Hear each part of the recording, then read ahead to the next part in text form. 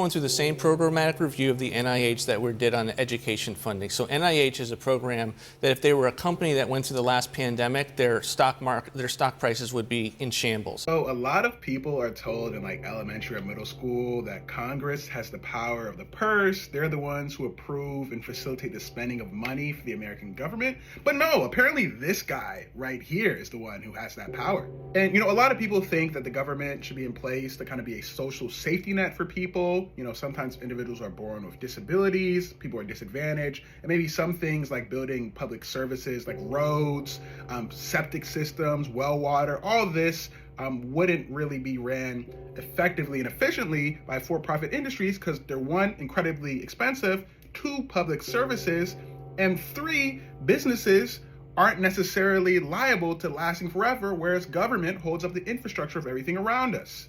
And so I don't really know if running the government like a business is something that we should do, but let's try to steel man this argument right here. And so the NIH doesn't have a stock price for a reason. It is a government institution, meaning that is a service for the American people and honestly for the innovation of this global scientific community. Spending at the NIH underpins almost all major medical advancements we've seen in the past century or so. And so we're deciding, I don't really think that's a great service anymore. We should cut off money to this, which is absurd to me.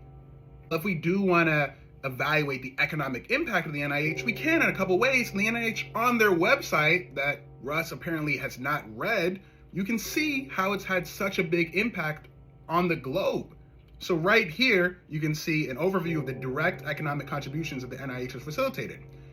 Here, you can see that for every $100 million in NIH funding, it supported 76 patents. And these patents create opportunities for estimated $598 million in future research and development. Again, we're thinking about research and development that would not have happened without the NIH.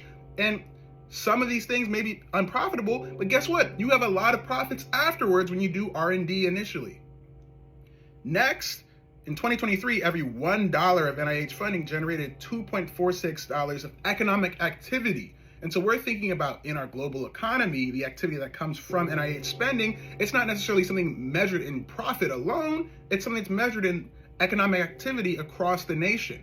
Thankfully, there was some pretty good reporting on Russell Vought's intentions within the NIH, and then his action that happened Tuesday night. It was breaking news, and then it got rolled back afterwards from some unnamed official. We're going to keep on coming to head with the administration's interest in crippling biomedical research.